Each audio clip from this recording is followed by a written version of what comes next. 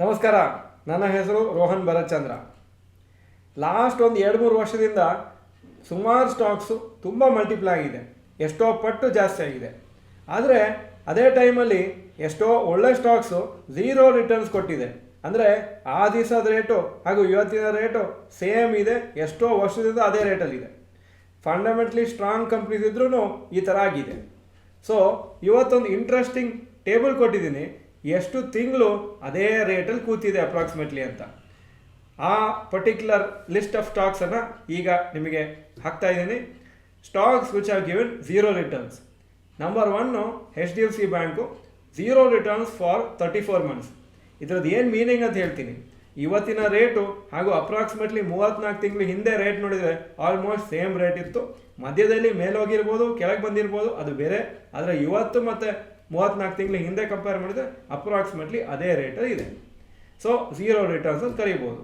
Kotak bank 34 months, ICICI bank 14 ತಿಂಗಳು zero returns, Reliance industries 25 ತಿಂಗಳು zero returns, TCS 27 ತಿಂಗಳು.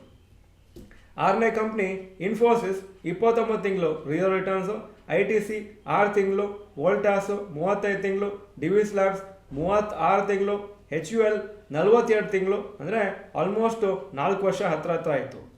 ಮತ್ತು ಮ್ಯಾರಿಕೋ 29 ತಿಂಗಳು, Pidilite industries 25 months, Dabur 35 months, Bajaj finance 27 ತಿಂಗಳು, Asian paints approximately 28 months. So ನೀವು ನೋಡಿದರೆ ಈ ಪರ್ಟಿಕ್ಯುಲರ್ ಲಿಸ್ಟಲ್ಲಿ ಯಾವುದು ಸಣ್ಣ ಕಂಪ್ನಿ ಅಲ್ಲ, ಎಲ್ಲರೂ ದೊಡ್ಡ ಕಂಪ್ನಿ, ಫೇಮಸ್ ಕಂಪ್ನೀಸ್ ಹಾಗೂ ಕೆಲವು companies leading in the sector. Fundamentally strong ಇದ್ರೂ ಈ ಥರ ಕನ್ಸಲ್ಟೇಷನ್ ಆಗೋದು ನಾರ್ಮಲ್ಲು. ಹಾಗೂ ಅನ್ಫಾರ್ಚುನೇಟ್ಲಿ ಈ ಕನ್ಸಲ್ಟೇಷನನ್ನು ನಾವು ಬೇರ್ ಮಾಡಲೇಬೇಕು. ಕನ್ಸಲ್ಟೇಷನ್ ಎಲ್ಲ ಸ್ಟಾಕಲ್ಲಿ ಬೇರೆ ಬೇರೆ ಟೈಮು ನಡೀತಾ ಇರ್ತದೆ. ಈ ಥರ ಸ್ಟಾಕ್ಸ್ ನಿಮ್ಮ ಪೋರ್ಟ್ಫೋಲಿಯೋಲ್ಲಿದ್ದರೆ ನೀವು ಆವಾಗ ತುಂಬ ಪೇಷನ್ಸ್ ಇಟ್ಕೋಬೇಕು.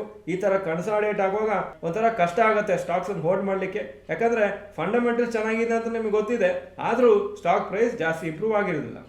ಕೆಲವು ಸತಿ ಯಾವ ಮೇಜರ್ ರೀಸನ್ ಇರೋದಿಲ್ಲ ಕನ್ಸಾಲಿಡೇಷನಿಗೆ. ಒಂದೇ ರೇಂಜಲ್ಲಿ ರನ್ ಆಗಲಿಕ್ಕೆ ಬೇರೆ ಏನು ಫ್ಯಾಕ್ಟರ್ಸ್ ಇರೋದಿಲ್ಲ, ಜಸ್ಟ್ ನೀವು ಸ್ಟಾಕ್ ಮಾರ್ಕೆಟ್ ಹೀಗೆ ಅಂತ ತಿಳ್ಕೊಬೇಕಾಗುತ್ತೆ.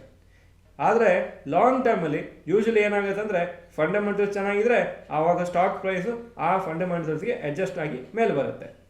ಇದಕ್ಕೇನೆ ನಾವು ಹೇಳ್ತೀವಿ, ಸ್ಟಾಕ್ ಮಾರ್ಕೆಟ್ಸಲ್ಲಿ ದುಡ್ಡು ಮಾಡೋದು ತುಂಬ ಈಸಿ ಅಂತಲ್ಲ, ಸ್ವಲ್ಪ ಪೇಷನ್ಸ್ ಬೇಕು, ಡಿಸಿಪ್ಲಿನ್ ಬೇಕು. ಹಾಗೂ ಅದಕ್ಕೋಸ್ಕರನೇ ಎಲ್ಲ ಇನ್ವೆಸ್ಟರ್ಸು ದುಡ್ಡು ಮಾಡೋದಿಲ್ಲ. ನಾವು ಪೇಷನ್ಸು ಡಿಸಿಪ್ಲಿನಲ್ಲಿ ಇದ್ದರೆ ನಮಗೆ ಸ್ವಲ್ಪ ಸುಲಭ ಆಗುತ್ತೆ. ಆದರೂ ಈ ಥರ ಡೌನ್ ಪೀರಿಯಡ್ಸು ನಾವು ಫೇಸ್ ಮಾಡಲೇಬೇಕು. ಇನ್ಫ್ಯಾಕ್ಟ್ ಇಂಗ್ಲೀಷಲ್ಲಿ ಏನು ಹೇಳ್ತೀವಿ ಅಂದರೆ, ನಾವು ನಮ್ಮ ಪೋರ್ಟ್ಫೋಲಿಯೋಲಿ ರೆಡ್ ನೋಡಿದರೆ ಮಾತ್ರ ಯಾವುದೋ ಒಂದು ದಿವಸ ಗ್ರೀನನ್ನು ನಾವು ಎಂಜಾಯ್ ಮಾಡ್ಬೋದು. ಅಂದರೆ ಪೋರ್ಟ್ಫೋಲಿಯೋ ಕೆಳಗಿದ್ದರೂ ನಾವು ಅದಕ್ಕೆ ಹೋಲ್ಡ್ ಮಾಡ್ತಾ ಇದ್ರೆ ಯಾವುದೋ ಒಂದು ದಿನ ಒಳ್ಳೆ ಸ್ಟಾಕ್ಸು ರಿಕವರ್ ಆಗುತ್ತೆ ಅಂತ ಗೊತ್ತಾಗುತ್ತೆ. ಆದರೆ ಸುಮಾರು ಜನ ಈ ಥರ 1 ವರ್ಷ 2 ವರ್ಷ ಇಟ್ಕೊಂಡು ಸ್ಟಾಕ್ಸ್ ಇಂಪ್ರೂವ್ ಆಗ್ತಾ ಇಲ್ಲ ಅಂತ ಸ್ಟಾಕ್ಸನ್ನು ಸೇಲ್ ಮಾಡ್ತಾರೆ, ಕಂಪ್ಲೀಟ್ಲಿ ಸ್ಟಾಕ್ ಮಾರ್ಕೆಟಿಂದ ಎಕ್ಸಿಟ್ ಆಗ್ತಾರೆ. ಯಾಕಂದರೆ ಅವ್ರಿಗೆ ಏನು ಅನ್ಸುತ್ತೆ ಅಂದರೆ ಸ್ಟಾಕ್ ಮಾರ್ಕೆಟೇ ಸರಿ ಇಲ್ಲ ಅಥವಾ ನಮಗೆ ಬ್ಯಾಡ್ ಲಕ್ ಆಯಿತು ಅಂತ. ಇದು ಎರಡೂ ತಪ್ಪಾಗುತ್ತೆ. ಯಾಕಂದರೆ ನಾವು ಸ್ಟಾಕ್ ಮಾರ್ಕೆಟಿಗೆ ಅಡ್ಜಸ್ಟ್ ಮಾಡಿ ಇನ್ವೆಸ್ಟ್ ಮಾಡಬೇಕಾಗುತ್ತೆ, ಸ್ಟಾಕ್ ಮಾರ್ಕೆಟ್ ನಮಗೆ ಅಡ್ಜಸ್ಟ್ ಆಗೋದಿಲ್ಲ. ನಾವು ಅದರದ್ದು ಅಡ್ವಾಂಟೇಜ್ ತೊಗೋಬೇಕಾಗುತ್ತೆ, ಕರೆಕ್ಟಾಗಿ ನಾವು ಪ್ಲ್ಯಾನ್ ಮಾಡಿಕೊಂಡು ಇನ್ವೆಸ್ಟ್ಮೆಂಟ್ ಮಾಡಬೇಕಾಗುತ್ತೆ. ಈ ಥರ ಕರೆಕ್ಷನ್ ಆಗುವಾಗ ಫಂಡಮೆಂಟಲಿ ಸ್ಟ್ರಾಂಗ್ ಸ್ಟಾಕ್ಸ್ ಇದ್ದರೆ ನೀವು ಹೋಲ್ಡ್ ಮಾಡ್ಬೋದು, ಇನ್ವೆಸ್ಟ್ ಮಾಡ್ಬೋದು.